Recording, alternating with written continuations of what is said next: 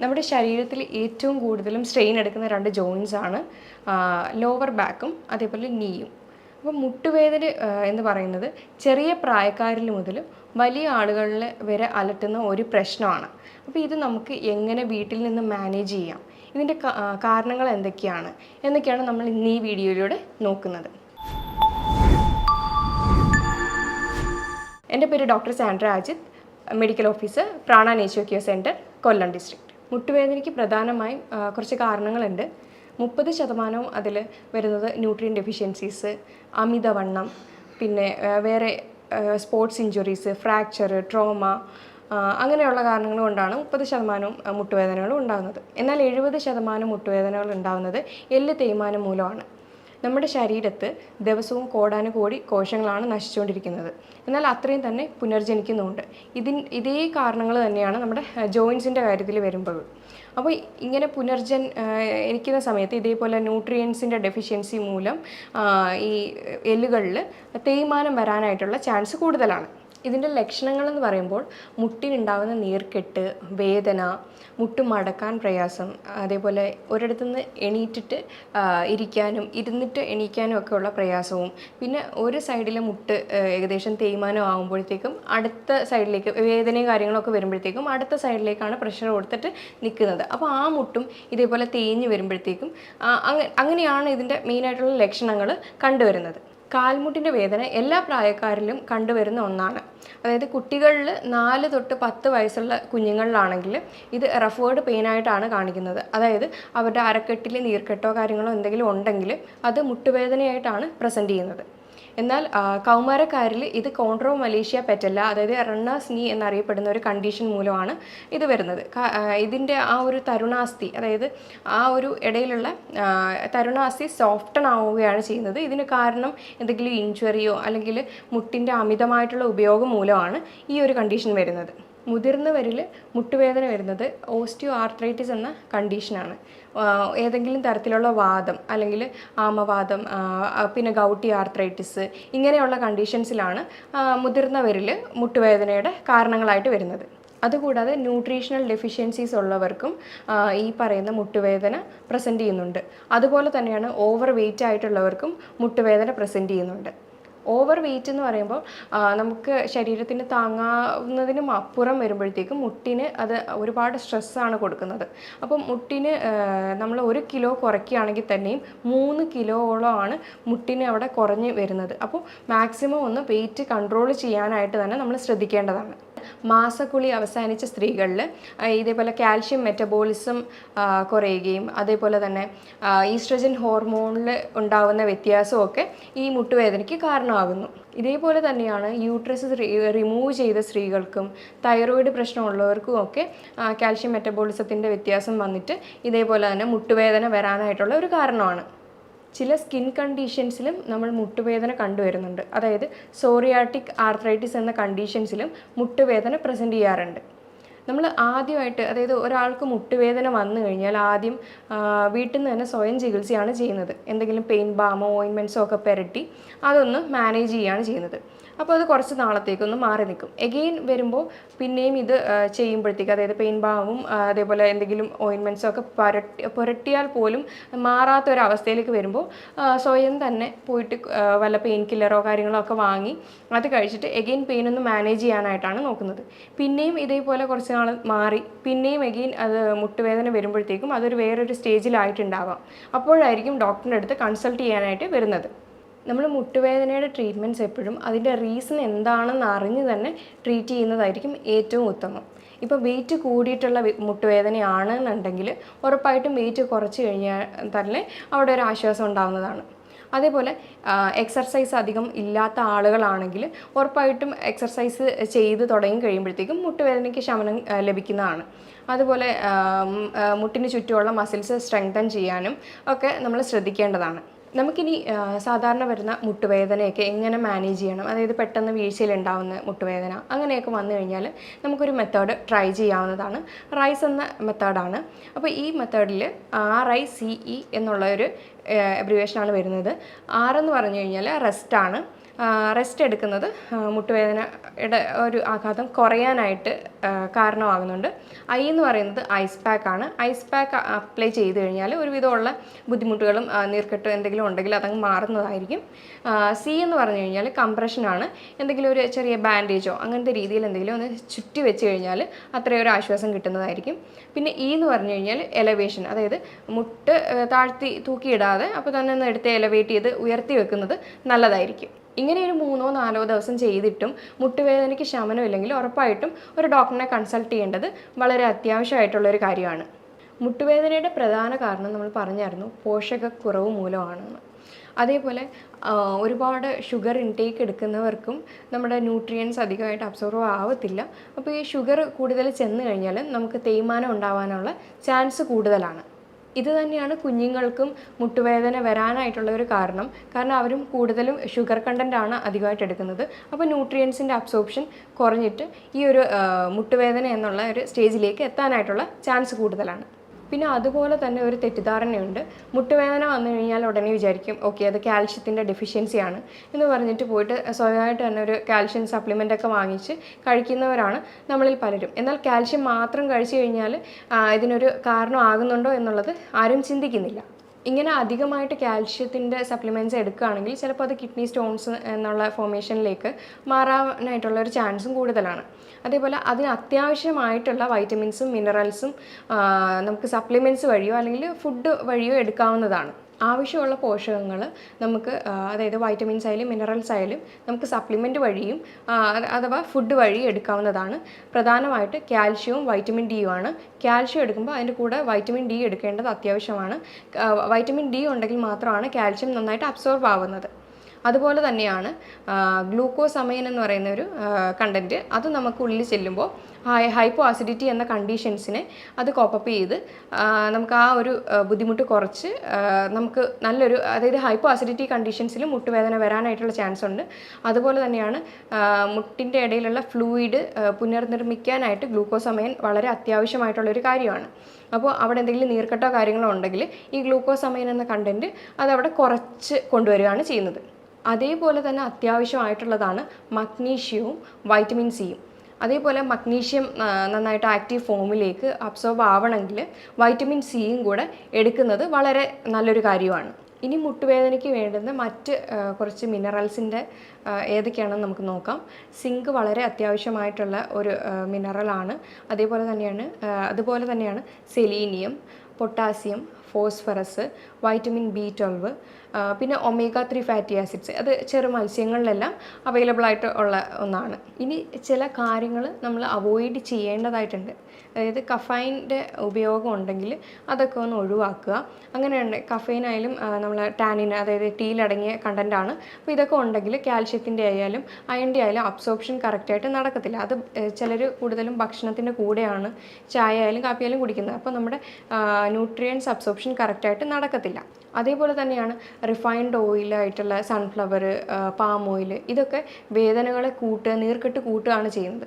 അപ്പോൾ അതുകൊണ്ട് കോക്കനട്ട് ഓയിലും ഒലിവ് ഓയിലും ഒക്കെയാണ് ഏറ്റവും ബെറ്റർ ആയിട്ടുള്ളൊരു ഓപ്ഷൻ.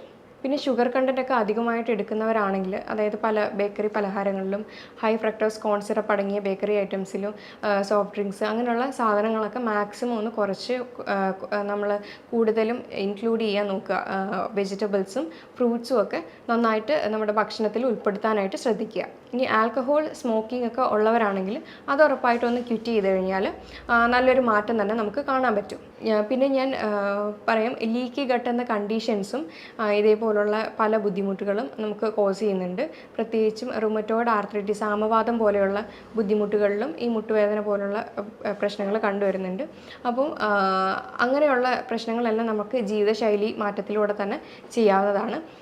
എക്സസീവ് ബാക്ടീരിയ ടോക്സിൻസ് ഒക്കെ ഉണ്ടെങ്കിൽ അത് നമുക്ക്, അതായത് വായ്നാറ്റം അങ്ങനെയൊക്കെ എന്തെങ്കിലുമൊക്കെ ഉണ്ടെങ്കിൽ നമുക്ക് ഓയിൽ പുള്ളിങ് വളരെ നന്നായിട്ട് ഹെൽപ്പ് ചെയ്യുന്ന ഒന്നാണ്. രാവിലെ ഒരു കവിള് കോക്കനട്ട് ഓയിൽ വായിൽ നന്നായിട്ട് കുറച്ച് നേരം വെച്ചിട്ട് അത് അങ്ങ് കൊപ്പിളിച്ച് കളഞ്ഞു കഴിഞ്ഞാൽ നമുക്കൊരു നല്ലൊരു ആശ്വാസം കിട്ടുന്ന ഒരു റെമഡിയാണ്.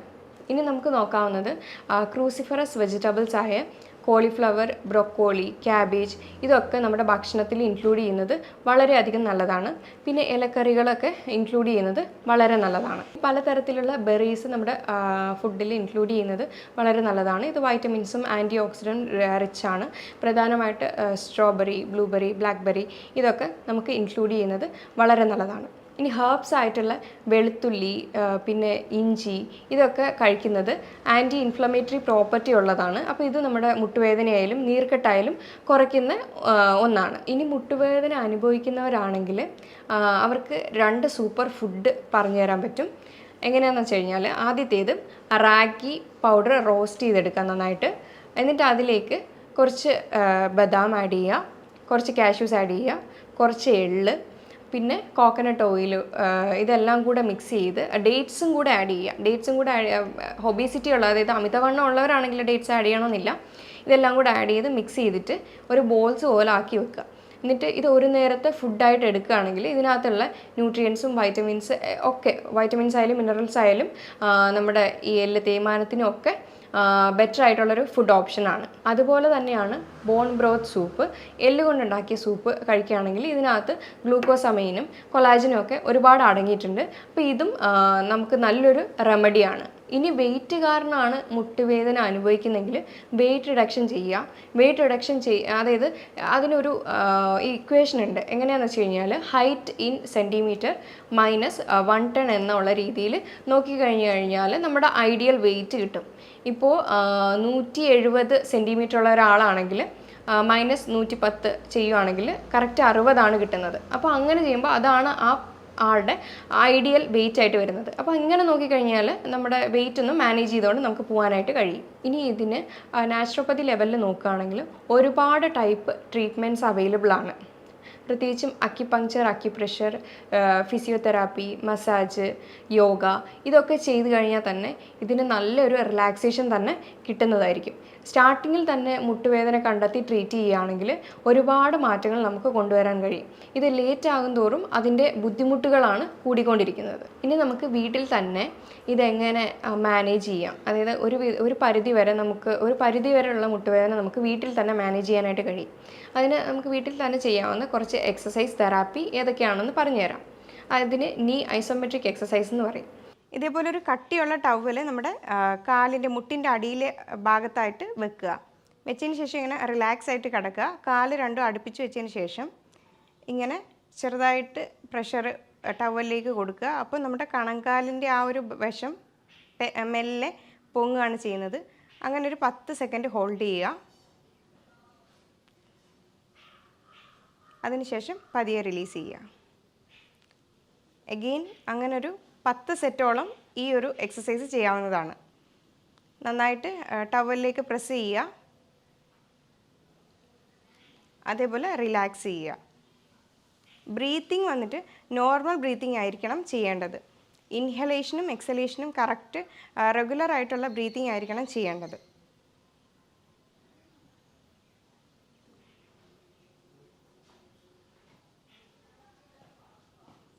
ഇതാണ് ആദ്യത്തെ എക്സസൈസ്. ഇത് രണ്ടാമത്തെ എക്സസൈസാണ്. മാറ്റിലേക്ക് ഇങ്ങനെ നിവർന്ന് കിടക്കുക. കാലുകൾ രണ്ടും അടുപ്പിച്ച് വെക്കുക, കൈകൾ രണ്ടും അടുപ്പിച്ച് വെക്കുക. ബ്രീത്തിങ് നോർമൽ ബ്രീത്തിങ് ആണ്. ഇതും ഒരു 10 സെറ്റോളം ചെയ്യാവുന്നതാണ്. ഇതിന് ആംഗിൾ പമ്പിങ് എക്സസൈസ് എന്ന് പറയും. ആംഗിൾ പമ്പിങ് എക്സസൈസ് എന്ന് പറഞ്ഞു കഴിഞ്ഞാൽ നമ്മുടെ 2 കാലുകളും അടുപ്പിച്ച് വെച്ചതിന് ശേഷം കണങ്കാല് ഫ്രണ്ടിലേക്കും ബാക്കിലേക്കും ആക്കുക. ഇതുപോലെ ഒരു 10 സെറ്റ് ദിവസവും ചെയ്യുക.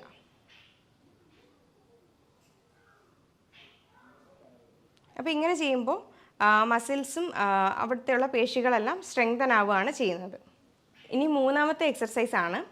കാലുകൾ രണ്ടും നേരെ വെക്കുക, കൈകൾ രണ്ടും ശരീരത്തോട് അടുപ്പിച്ച് വെക്കുക. എന്നിട്ട് ഓരോ കാലുകളായിട്ട് മാറ്റിൽ കുത്തി വെക്കുക. എന്നിട്ട് ചെറിയൊരു ഗ്യാപ്പ് കാലിൻ്റെ ഇടയിൽ കൊടുക്കുക.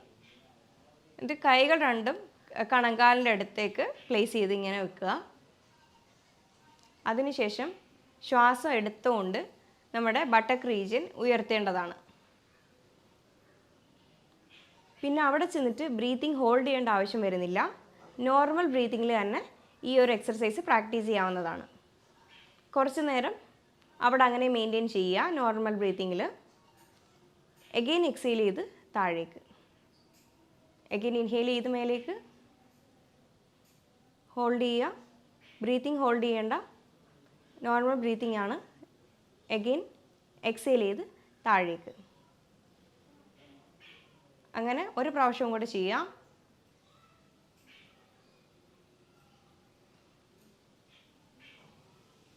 ഇങ്ങനെ എത്ര ടൈം നമുക്ക് ഹോൾഡ് ചെയ്യാൻ പറ്റുന്നോ അങ്ങനെ മെയിൻറ്റെയിൻ തന്നെ ചെയ്ത് നിന്നാൽ നല്ലതായിരിക്കും. പിന്നെ ഇതിന് ബ്രീത്തിങ് ഹോൾഡ് ചെയ്ത് ചെയ്യണ്ട എന്ന് പറഞ്ഞതിൻ്റെ കാരണം തന്നെ ചിലപ്പോൾ എന്തെങ്കിലും മസിൽ ക്രാംസോ അല്ലെങ്കിൽ മസിൽ കയറി പിടുത്തം ഒക്കെ വരാനായിട്ടുള്ള ചാൻസ് കൂടുതലാണ്. അതുകൊണ്ട് ഇതിന് ബ്രീത്തിങ് വളരെ ഇമ്പോർട്ടൻ്റ് ആയിട്ടുള്ള ഒരു കാര്യമാണ്. അപ്പോൾ ഇത്രയൊക്കെ ചെയ്താൽ തന്നെ ദിവസവും 1-2 പ്രാവശ്യം ഈ പറയുന്ന എക്സർസൈസ് എല്ലാം ചെയ്തു കഴിഞ്ഞാൽ തന്നെ ഒരു പരിധി വരെയുള്ള മുട്ടുവേദന നമുക്ക് വീട്ടിൽ നിന്ന് തന്നെ കുറയ്ക്കാൻ പറ്റും. ഈ എക്സർസൈസ് മാത്രം ചെയ്തുകൊണ്ട് ഒരിക്കലും ഒരു കാര്യമില്ല. ഞാൻ നേരത്തെ വീഡിയോയിലൂടെ പറഞ്ഞതുപോലെ ആ ഭക്ഷണങ്ങളും സപ്ലിമെൻറ്റ്സ് എടുക്കണമെങ്കിൽ അങ്ങനെയും എടുക്കുക. എന്നാൽ അതിൻ്റെ കൂടെ ഈ ഒരു എക്സർസൈസുകളും കാര്യങ്ങളൊക്കെ ചെയ്യുമ്പോഴായിരിക്കും നല്ലൊരു മാറ്റമായിട്ട് വരുന്നത്. ഇനി യോഗാസനാസ് നോക്കുകയാണെങ്കിൽ അത് നീ ബെൻഡ് ചെയ്തിട്ട് ഇല്ല സിറ്റിംഗ് പോസ്ചറിൽ കുറച്ച് നേരം ഇരിക്കുക, അതേപോലെ റിലാക്സ് ചെയ്യുക. ഇത് ഒരുപാട് വേദന ഉള്ളവരാണെങ്കിൽ അത് ചെയ്യാതിരിക്കുന്നതായിരിക്കും നല്ലത്. ഒരു ചെറിയ വേദനയൊക്കെ ആണെങ്കിൽ ഈ ഒരു എക്സസൈസ് തന്നെ ചെയ്തു നോക്കുക. നമ്മുടെ മസിൽസും മുട്ടിന് ചുറ്റുമുള്ള പേശികളും ഒക്കെ സ്ട്രെങ്തൻ ആവുകയാണ് ചെയ്യുന്നത്. പിന്നെ അതുപോലെ തന്നെയാണ് താടാസന. താടാസന എന്ന് പറയുമ്പോൾ നമ്മുടെ കാലിലെ വിരലുകളിൽ മാത്രം നിൽക്കുന്ന ഒരു എക്സസൈസാണ്. അപ്പോൾ അത് വെരിക്കോസ് വെയിൻ ആയാലും അങ്ങനെയുള്ള പല ബുദ്ധിമുട്ടുകൾക്കും ഈ താടാസന എന്ന് പറയുന്ന ആസനാസ് ഹെൽപ്പ് ചെയ്യുന്നതാണ്. താടാസന എന്ന് പറയുമ്പോൾ നമ്മുടെ കാഫ് മസിൽസിനെല്ലാം നല്ലോണം സ്ട്രെങ്തൻ ചെയ്യുന്ന ഒരു എക്സസൈസും കൂടിയാണ്. ഇപ്പോൾ നമ്മൾ പറഞ്ഞായിരുന്നു ലെഗ് റേസിങ് ചെയ്യുമ്പോൾ 2 സൈഡിലുമായിട്ട് ചെയ്യുക. ഇത് നമ്മുടെ മസിൽസിനെല്ലാം നന്നായിട്ട് സ്ട്രെങ്തൻ ചെയ്യുകയാണ് ചെയ്യുന്നത്. ഇത്രയൊക്കെ ചെയ്ത് കഴിഞ്ഞാൽ തന്നെ നമ്മുടെ ഒരു പരിധി വരെയുള്ള മുട്ടുവേദനകളും കാര്യങ്ങളും അതിൻ്റെ കഷ്ടതകളും ഒക്കെ കുറയ്ക്കാനായിട്ട് നമ്മളെ കൊണ്ട് കഴിയും. എന്നിട്ടും കഴിയാത്തവരാണെങ്കിൽ ഒരു ഡോക്ടറിനെ കൺസൾട്ട് ചെയ്ത് അതിൻ്റേതായ ആവശ്യമുള്ള ട്രീറ്റ്മെൻറ്റ് തന്നെ എടുക്കേണ്ടത് വളരെ അത്യാവശ്യമാണ്. ഞാൻ ഈ പറഞ്ഞ കാര്യങ്ങൾ എന്തെങ്കിലും ഡൗട്ടോ കാര്യങ്ങളോ ഉണ്ടെങ്കിൽ താഴെ തന്നിരിക്കുന്ന നമ്പറിൽ കോൺടാക്റ്റ് ചെയ്യാവുന്നതാണ്. ഇനി അടുത്ത വീഡിയോയുമായി വീണ്ടും കാണാം. Thank you.